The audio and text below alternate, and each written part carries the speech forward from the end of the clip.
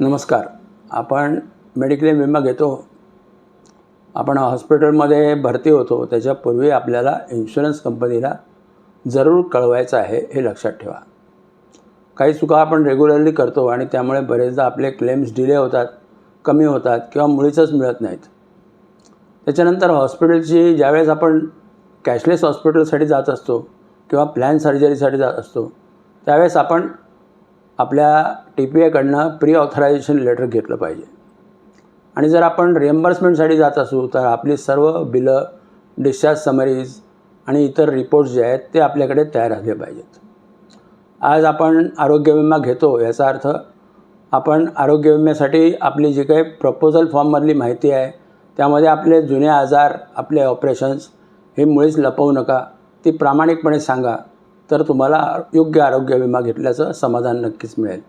आपलं हे channel ask insurance म्हणजे विमा विविध उद्योग याला आपण लाईक, शेअर आणि सबस्क्राईब जरूर करा. धन्यवाद.